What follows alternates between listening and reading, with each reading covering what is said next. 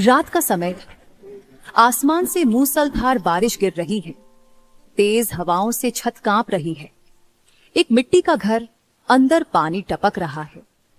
कोने में सीता अपने बेटे मुन्ना के साथ दुखी मन से बैठी है। रामू दरवाजे पर खड़ा बाहर अंधेरे में कुछ देख रहा है। माँ, नींद आ रही है और मेरी तबीयत भी कुछ खराब जैसा लग रहा है, लेकिन बिस्तर में तो पानी के चीते आ रही है। माँ, आखिर ये बारिश क्यों नहीं रुकती माँ? बस बेटा, बस थोड़ी देर और। तू सो जा मेरी गोद में। देख तो सही, माँ की गोद में बारिश की बूंदें भी तुझ तक नहीं पहुँच पाएगी बेटा। जब तक माँ है ना, तुझे कुछ नहीं होगा। माँ, मुझे फिर से भूख लगी है। आज रात के खाने में बस एक ही रोटी खाया था ना, शायद इसीलिए।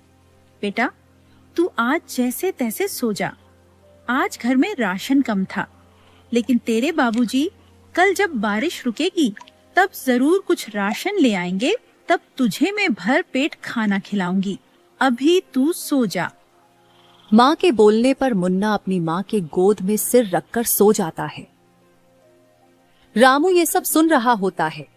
उसके चेहरे पर थकावट, निराशा और शर्म एक साथ जमी है और रामू सीता के पास आता है।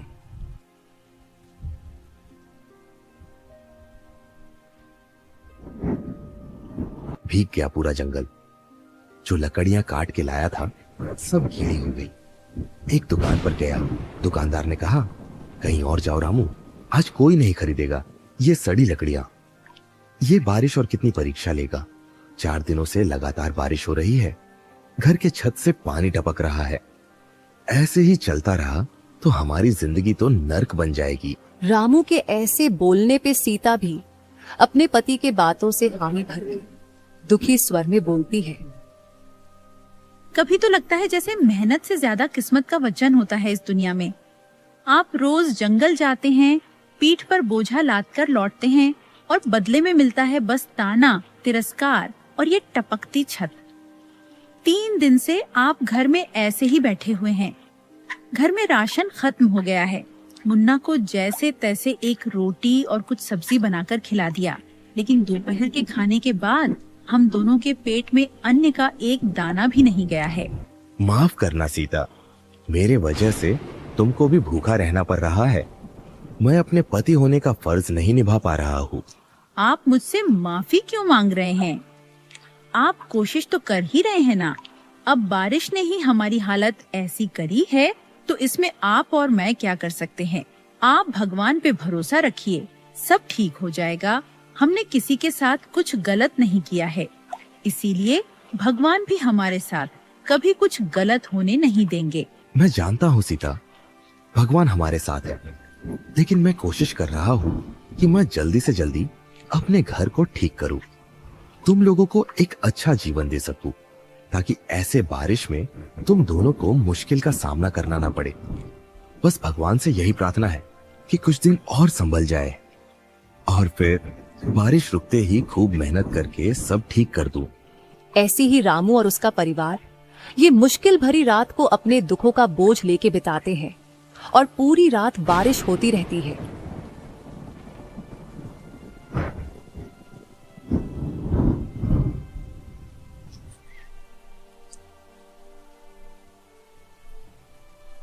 अगली सुबह रामू, उसकी पत्नी सीता और उनका बेटा तीनों दुखी मन से बैठे हुए थे।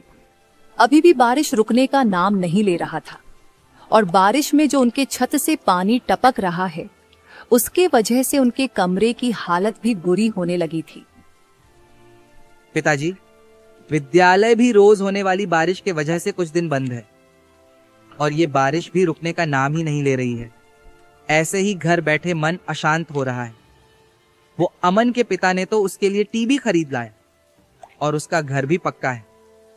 अब तूफान से डर नहीं लगता, लेकिन हमारे घर में तो बिजली तक नहीं है बाबूजी। हमारे पास ये सब कब होगा? हाँ बेटा, जरूर बनाएंगे। ऐसा घर बनाएंगे जिसकी छत इतनी मजबूत होगी कि आसमान भी देखेगा और बोलेगा ये घर गरीब का है, मगर इसका सपना अमीरों से बड़ा है। लेकिन बेटा, अभी तो मुझसे ठीक से घर ही नहीं संभला जा रहा, तो ये सब चीजें अभी कैसे कर पाऊंगा। पहले तो मुझे कोई अच्छा सा काम ढूंढना पड़ेगा। आखिर लकड़ी काट के कब तक घर चलाऊंगा। हाँ, आप सही बात कर रहे हैं। आपको कुछ और काम ही ढूंढना पड़ेगा, नहीं तो हर साल बारिश में यही सपना सुनते सुनते अब तो लगने लगा है शायद ये सपना भी हमारे आंगन की मिट्टी जैसा है जो हर बारिश में बह जाता है। इस बार नहीं बहने दूंगा। अब मैं जंगल नहीं जाऊंगा। जंगल में अब काटने लायक कुछ बचा ही नहीं। पूरा जंगल पानी पानी हो गया होगा। मैं शाम होने से पहले सीधे सेठ रमेश के पास जाऊंगा। अगर वे दया नहीं दिखा के कुछ मदद नहीं तो मजदूरी ही सही, पर कुछ तो मिलेगा उनके पास।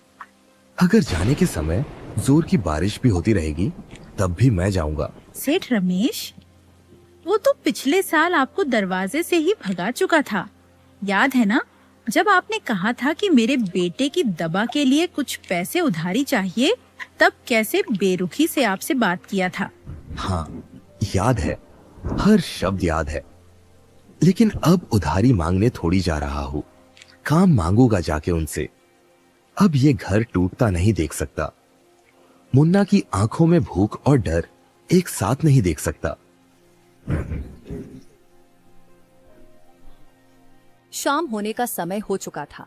आसमान में अब भी काले बादल थे, लेकिन जोरों की बारिश रुक गई थी। बस कुछ हल्की हल्की बूंदें बरस रही थीं। रामू ये देख तुरंत सेठ रमेश के घर निकलता है। रास्ते में बादल गरज रहा था। हवा से पेड़ों की पत्तियां झड़ रहे थे, जैसे मानो तूफान आने वाले हों। ये देख रामू सोचने लगता है, हे भगवान, आज तो और ज्यादा बारिश होने वाली है। लगता है तूफान भी आएगी। मुझे जल्दी सेठ के घर जाकर उनसे काम मांगना पड़ेगा, नहीं तो ऐसे ही बारिश होती रही तो मेरे परिवार को बहुत दिक्कत होगी। हे भगवान, मुझ पे कृपा करना। ये सब सोच के रामू जल्दी जल्दी सेठ रमेश के घर पहुंचता है और दरवाजे में दस्तक देता है। थोड़े समय बाद सेठ रमेश बाहर आता है और रामू से पूछता है, अरे रामू, तू यहाँ क्या कर रहा है? अरे तूफान आने वाला है और तू ऐसे खराब मौसम में अपने घर से बाहर मेरे यहाँ आया है। क्या करूं सेठ जी, मजबूरी ही ऐसी है। अगर मौसम को देख के घर में रहता तो मेरे परिवार की हालत खराब होती रहती। कल रात से ठीक से कुछ नहीं खाया सेठ जी, कृपा करके आप मदद कर दीजिए। बहुत उम्मीद लगाकर आपके पास आया हूँ, मना मत कीजिए सेठ जी। अरे रामू, तुझे तो पता ही है मैं कभी किसी को उधारी नहीं देता। तू मुझसे ये सब उम्मीद मत रख और जा यहाँ से कहीं और जाके उधारी मांग। सेठ जी, आप गलत समझ रहे हैं। मैं आपसे कोई उधारी मांगने नहीं आया हूँ। मैं तो बस आपसे काम मांगने आया था। मुझे काम की बहुत जरूरत है सेठ जी। मेरी बीवी और बेटा भूखे हैं सेठ जी। अगर आप कुछ काम दोगे तो बहुत मेहरबानी होगी। आप जो काम बोलेंगे मैं वो कर लूंगा सेठ जी। ओह अच्छा, तू काम मांगने आया है। मुझे लगा तू उधारी लेने आया है। लेकिन रामू, इस बारिश के मौसम में मैं तुझे क्या काम दूं? मेरे पास ऐसे तेरे लायक काम अभी नहीं है। नहीं नहीं सेठ जी, आप मना मत कीजिए। आप कुछ भी काम दो और बदले में रोज की राशन के पैसे दे देना। सेठ रामू की ऐसे गिड़गिड़ाकर बात करते देख उसकी पहले हंसी उड़ाता है और उसके मन में रामू का इस्तेमाल करने का ख्याल आता है। और फिर सेठ अपने फायदे के लिए रामू को काम देने के लिए राजी होता है। चीची रामू, क्या हालत हो गई है तेरा? तू 2 वक्त का खाना भी नहीं जुटा पा रहा है।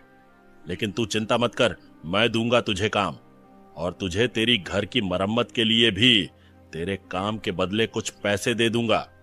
रामू सेठ के मुंह से ये सुन के बहुत खुश हो गया और सेठ की चालाकी नहीं समझ पाया।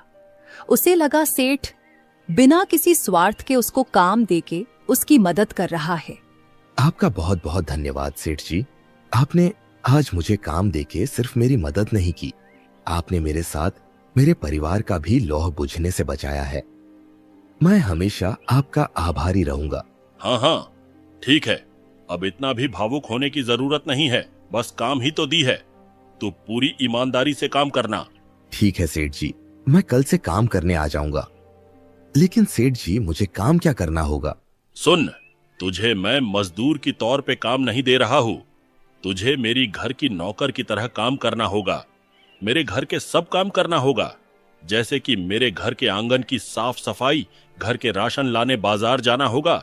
और तू जानता ही है कि मेरे धान के खेती का भी व्यापार है, तो मेरे जितने भी खेत है, तुझे उन सब में किसी किसी खेत में काम करने जाना होगा। रामू सेठ से ये सब सुन के थोड़ा सोच में पड़ जाता है, लेकिन उसे अपने हालात से मजबूर होके सेठ की बात माननी पड़ती है। ठीक है सेठ जी, मैं करूंगा। लेकिन आज रात का गुजारा होने लायक अगर आप कुछ अपने घर से राशन दे देते तो बड़ी मेहरबानी होगी। ठीक है, तू चिंता मत कर, मैं देता हूँ तुझे कुछ। और हाँ, तू पूरे मेहनत और ईमानदारी से काम करना। मैं तुझे रोज के राशन के साथ तेरे घर को भी ठीक कर दूंगा, तो इसीलिए अब से तू चिंता करना छोड़ दे। सेठ से ये सब सुनने के बाद रामू को थोड़ा मन की शांति आता है और सेठ भी घर से कुछ राशन एक थैली में डाल के उसे दे देता है।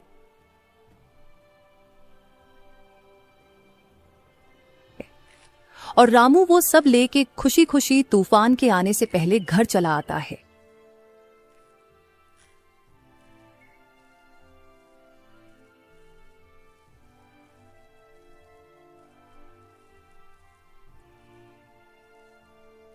घर पहुंचने के बाद रामू के हाथ में राशन की थैली देख के सीता खुश होकर रामू से बोलती है, ये जी, आप राशन कहाँ से ले आए?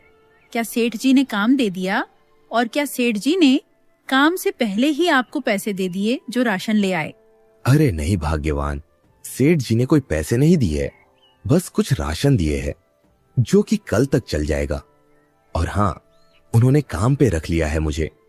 बोल रहे थे कि अब से मुझे जंगलों में लकड़ियां काटने जाने की जरूरत नहीं है।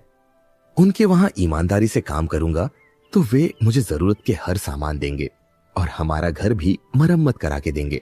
अच्छा, ऐसा है क्या? सेठ जी ने ऐसा कहा है? उन्होंने तो हम पे बहुत बड़ा उपकार कर दिया। इतने मुश्किल के घड़ी में हमारी मदद की है। लेकिन आपको काम क्या करना होगा?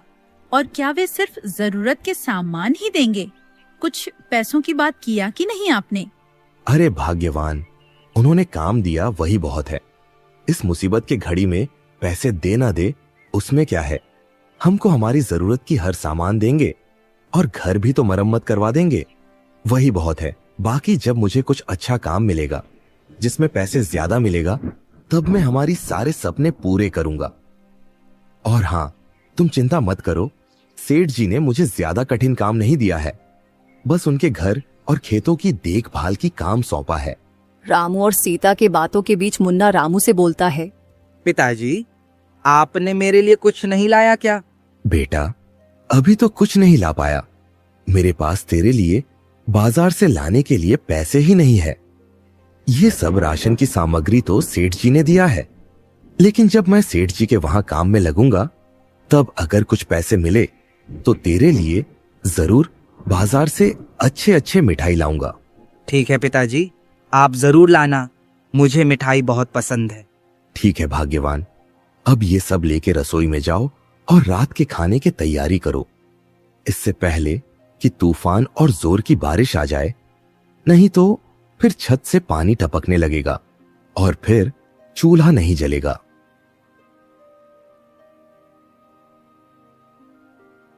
सीता वो सब सामान लेके रसोई में रात की खाने की तैयारी करने जाती है।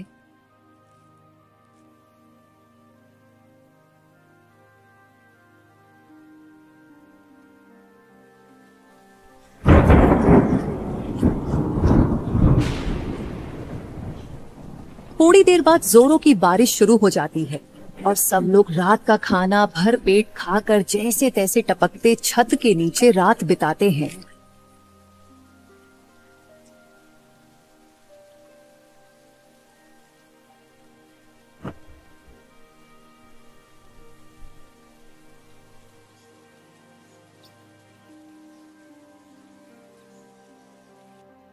अगली सुबह रामू जल्दी उठ के देखता ही कि बारिश रुक गया है, लेकिन आसमान में हल्की हल्की सी बादल थे। थोड़े समय बाद सीता भी रामू के पास आती है।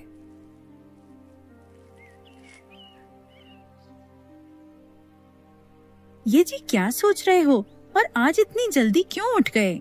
बस ऐसे ही भाग्यवान। मन थोड़ा बेचैन है। पता नहीं, लग रहा है कुछ बुरा होने वाला है। पता नहीं अब और क्या बुरा होना बाकी है हमारे जीवन में। अरे शुभ शुभ बोलिए। इतनी सुबह सुबह क्या बोले जा रहे हैं आप? कुछ गलत नहीं होगा। अब तो आपको सेठ के वहाँ काम भी मिल गया है, तो क्या बुरा हो सकता है? आप बस ईमानदारी से काम करना, घर की चिंता मत करना, सब ठीक हो जाएगा भगवान की कृपा से। हाँ, तुम कह तो ठीक ही रही हो। चलो मुझे थोड़ा चाय नाश्ता करवा दो, मुझे सेठ जी के वहां भी जाना है। दोनों घर की भीतर जाते हैं और थोड़े समय के बाद रामू नाश्ता करके सेठ के वहां काम के लिए निकल जाता है।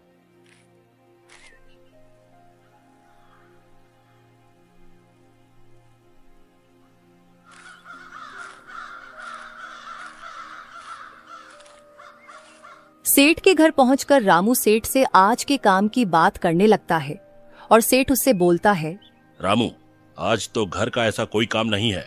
घर में सब जरूरत के चीजें हैं और घर की आंगन वगैरह भी सब साफ ही है।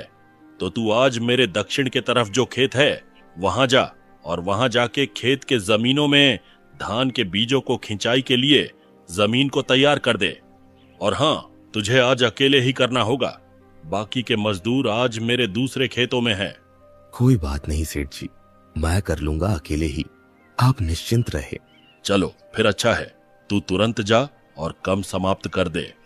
क्या पता कब बारिश होने लगे और फिर तुझे बारिश में भीग के काम करना पड़े। और हाँ, मेरे यहाँ से कुदाल लेके जाना। ठीक है मालिक, मैं जाता हूँ और शाम तक जितना हो सके मैं करता हूँ। ये बोल के रामू हाथ में कुदाल लिए सेठ के दक्षिण ओर के खेत की तरफ जाता है, लेकिन कहीं न कहीं उसके मन में काम मिलने की खुशी से ज्यादा उसके मन की बेचैनी उसे सता रही थी। और फिर रामू खेत पहुंचकर ऐसे ही बेचैन मन के साथ काम में लग जाता है।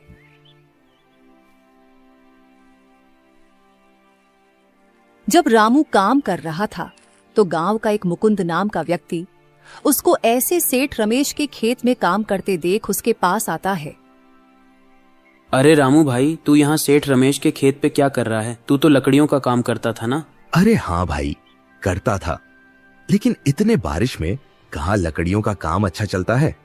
सब जगह तो गिला गिला हो गया है और इसी वजह से घर में खाने के लाले पड़ गए थे। लेकिन भला हो सेठ जी का, उन्होंने मुझे काम दिया, अब घर में खाने की कमी नहीं होगी। और सेठ ने बोला है कि वो मेरे घर को भी ठीक करके देंगे। बारिश में घर के छत से पानी टपकता है ना। अरे भला हो। अरे क्या बोल रहे हो भाई? तुम्हें पता भी है सेठ कितनी खुदगर्ज आदमी है और तुम बोल रहे हो उन्होंने तुम्हारी मदद की। अरे देखना भाई, बाद में पता चला कि मदद के नाम पे तुम्हारा इस्तेमाल हुआ हो, और अगर ऐसा होगा तो तुम कुछ कर भी नहीं पाओगे। उन जैसे अमीरों का कुछ नहीं बिगाड़ सकते हम। अरे ये क्या बोल रहे हो तुम? मेरे सामने उनके बारे में कुछ भी गलत मत बोलो। उन्होंने मुसीबत के समय में मदद किया है मेरी। और तुम जो यहाँ मुझे समझाने आए हो, मुसीबत के समय में मदद के लिए क्यों नहीं आते हो? जब सब मुसीबत खत्म होती है तब क्यों आते हो सलाह देने?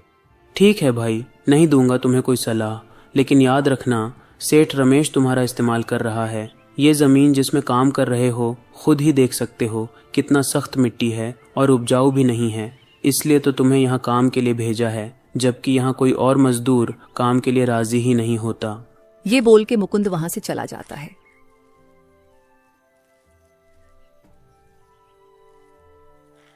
और मुकुंद की बातें सुन के रामू सोच में पड़ जाता है।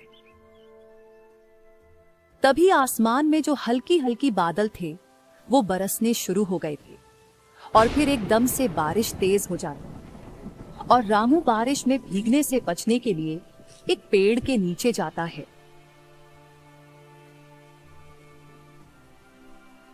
हे भगवान, फिर से जोरों की बारिश शुरू हो गई। अब मैं काम खत्म करके घर कैसे जाऊंगा? ऐसे लगातार बारिश में भीगता रहूंगा तो बीमार हो जाऊंगा। यहाँ खाने के पैसे नहीं जुटा पा रहा हूँ। अब बीमार होके घर बैठ गया तो घर कौन चलाएगा? रामू यही सब सोच सोच के दुखी मन से पेड़ के नीचे बारिश रुकने का इंतजार कर रहा था, लेकिन बारिश रुकने का नाम ही नहीं ले रहा था और यहां अंधेरा भी होने का समय हो चुका था। ये देख रामू कुदाल ले बारिश में भीगता हुआ सेठ के घर की ओर दौड़ पड़ता है। रामू सेठ के घर पहुंचकर दरवाजा खटखटाता है और थोड़ी देर में सेठ बाहर आता है। सेठ जी, आज का काम लगभग हो ही गया था, लेकिन बारिश के चलते थोड़ा सा काम बच गया। वो मैं कल तक कर दूंगा और कुदाल भी रखती है। आप मुझे आज का राशन या पैसे दे दीजिए। सेठ जी, मैं जल्दी से घर चलता हूँ। अच्छा ठीक है, मैं कुछ लाता हूँ तेरे लिए, तू रुक यहाँ। ये बोल के सेठ रसोई घर के तरफ जाता है और थोड़ी देर बाद हाथ में एक थैली लाता है और रामू को दे देता है।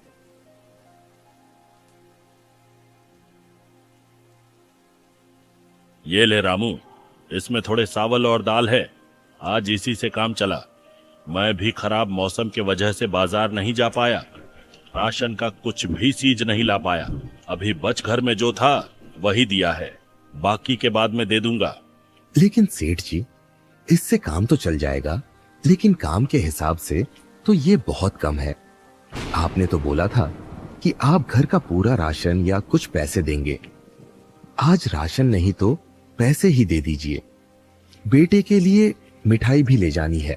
अरे सुन रामू, तू ऐसे आपत्ति मत जाता। मैं जो इस मुसीबत के घड़ी में तेरी मदद कर रहा हूँ वही बहुत है। और मैं तुझे बच आज ही ऐसे कम राशन दे रहा हूँ ना, बाद में दूंगा ना तुझे सब कुछ, पैसे भी दे दूंगा और तेरे घर को भी ठीक कर दूंगा। और वैसे भी तूने आज आधी ही काम किया है, तो तेरे काम के तो आज इतना ही बनते हैं। सेठ के ऐसे बोलने से रामू चुप हो जाता है और सेठ के बातों को मान करके वहां से भीगते हुए घर चला आता है। रामू को सेठ के बर्ताव से बुरा तो लगा था, लेकिन सेठ ने ही मुसीबत के समय में उसको काम दिया था, इसलिए वो सेठ से बहस नहीं करता है।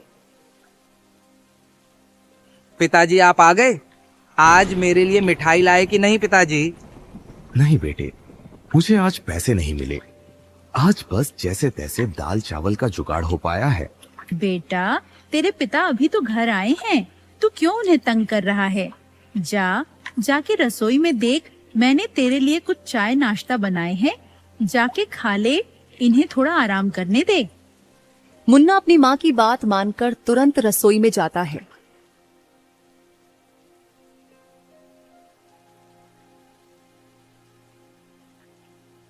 ये जी क्या हुआ? बारिश में यूं भीग के क्यों आए हो आप? थोड़ी देर सेठ के वहां रुक लेते।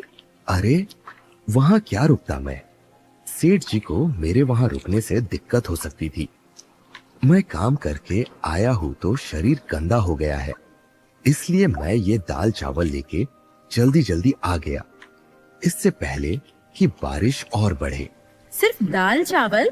आज क्या सेठ जी ने काम के बदले सिर्फ यही दिया है, पैसे भी नहीं दिए? अरे क्या बताओ, उन्होंने कहा कि आज वे बाजार नहीं गए, इसलिए उनके पास भी राशन की सामग्री ज्यादा नहीं है।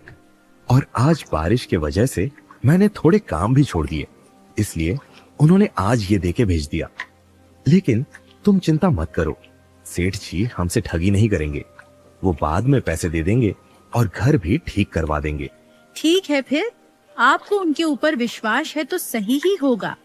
वैसे भी इस मुसीबत के घड़ी में उन्होंने ही तो मदद की है। यही सब बात करके सीता रामू से दाल चावल के थैली ले लेता है और सीता रसोई में चली जाती है। रात को वो लोग रसोई में खाना वहीं दाल चावल खाते हैं और अपना पेट भर के सोने जाते हैं। लेकिन तेज बारिश के चलते जो उनके छत से पानी टपक रहा था, उसके चलते उन्हें ठीक से नींद ही नहीं आती है।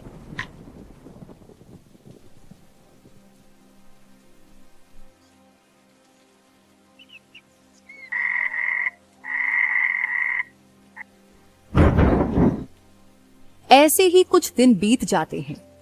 रामू रोज बारिश हो या धूप हो, उसको न देखते हुए सेठ रमेश के दक्षिण की सख्त बंजर जमीन को उपजाऊ बनाने में लगा हुआ था और साथ ही सेठ की घर का काम भी कर रहा था।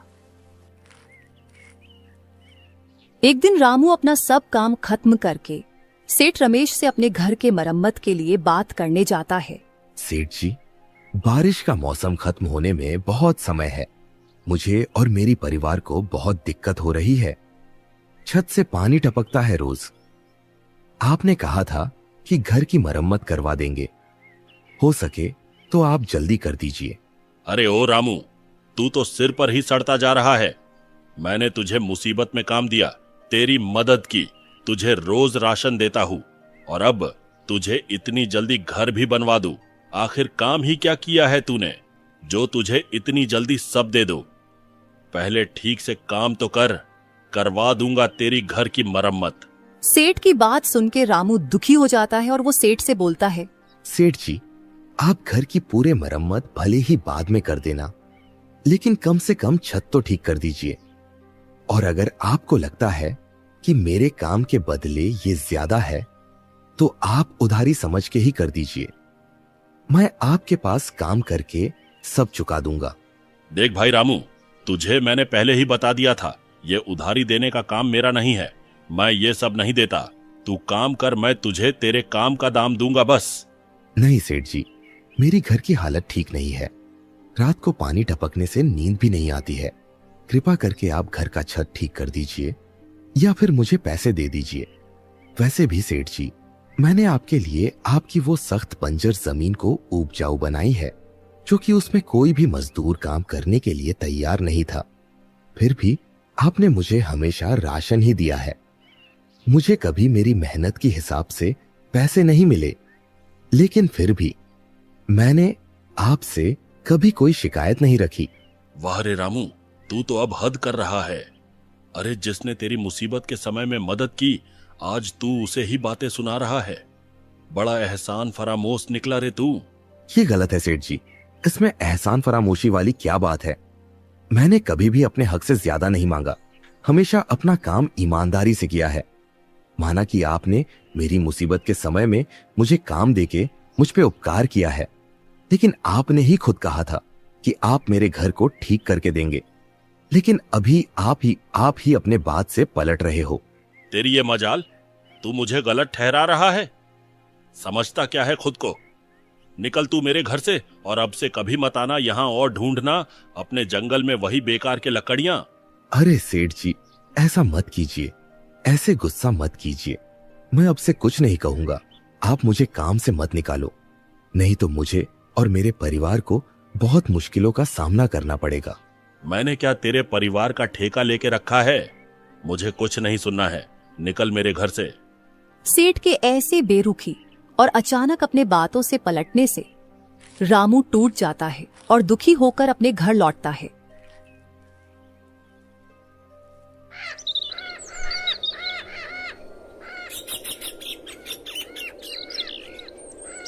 कुछ दिनों बाद रामू और उसके परिवार की हालत बिगड़ने लगी थी और रामू घर में ही बैठा हुआ था। उसे कहीं काम भी नहीं मिलता और रोज की बारिश के वजह से जगह जगह पानी भी फैल गया था।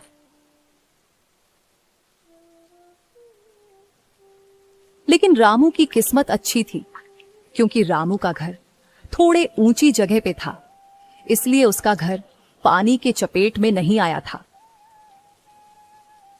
यहां बारिश के चलते सेठ की सारे खेत पानी के वजह से खराब होने लग गए थे। लेकिन रामू ने, जो सेठ के दक्षिण ओर के खेत में धान की खेती लगाई थी, वो बिल्कुल सुरक्षित था। लेकिन बाकी खेतों के नुकसान से परेशान होके सेठ गांव के कई मजदूरों के पास अपने खेत के पानी को निकालने के लिए मदद मांगने जाता है, लेकिन कोई भी इतने बारिश में सेठ की मदद के लिए तैयार नहीं था। और फिर सेठ धक हार कर घर में उदास होके बैठ जाता है। तभी सेठ के मन में रामू का ख्याल आता है और वो रामू से मदद मांगने की सोचता है और अपने पत्नी से कहता है, सरला, इस बारिश में बहुत नुकसान हो गया मेरा, और अब गांव में कोई मजदूर भी मेरे मदद के लिए तैयार नहीं है। कोई भी खेत को ठीक करने नहीं आ रहा है। अब मैं सोच रहा हूं कि रामू के पास ही जाऊं। ये जी, बुरा मत मानिएगा, लेकिन इसमें भी आपका ही दोष है।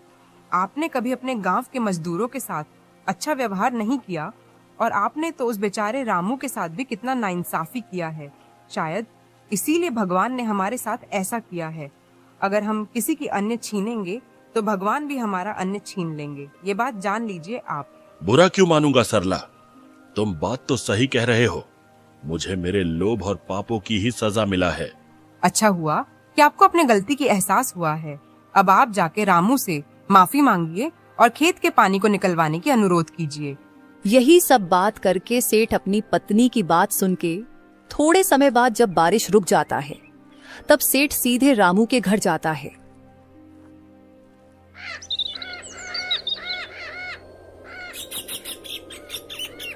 सेठ जी आप आइए, अंदर आके बैठिए। सेठ रामू के ऐसे उदार व्यवहार को देख हैरान होता है और रामू के बुलाने पे घर के भीतर जाता है।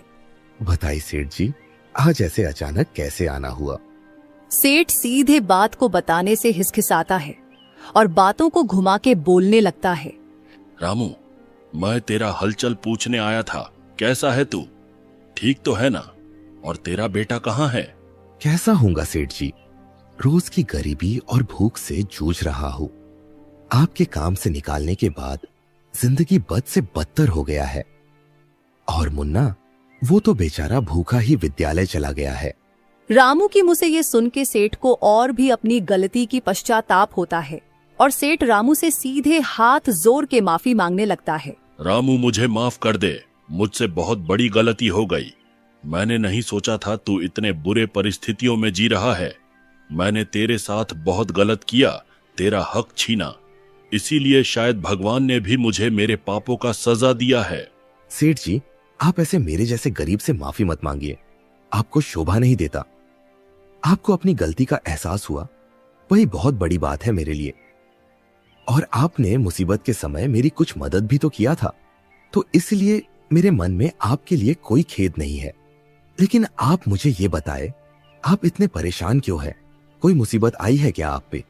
रामू की पूछने पे सेठ सब कुछ उसे बता देता है और रामू ये सब सुन के बोलता है। आप चिंता मत कीजिए सेठ जी, मैं आपकी मदद करूंगा।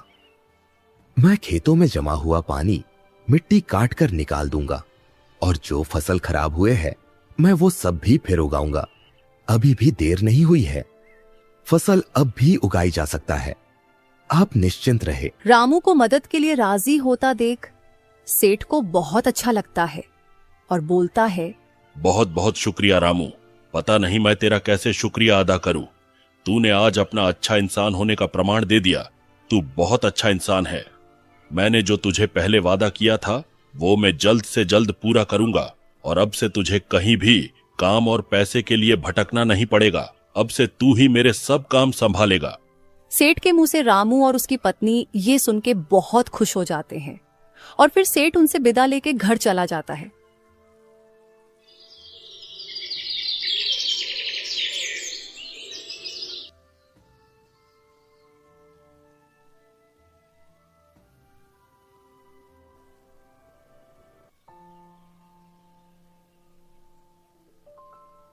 अगले दिन से रामू सेठ के खेत को ठीक करने का काम शुरू कर देता है और सेठ भी रामू का घर की छत ठीक कर देता है और घर को भी धीरे धीरे ठीक करके जरूरत की सब चीजें रामू को देने की तैयारी करता है। अब रामू और सेठ का रिश्ता बहुत अच्छा बन गया था। रामू सेठ का खास आदमी बन चुका था।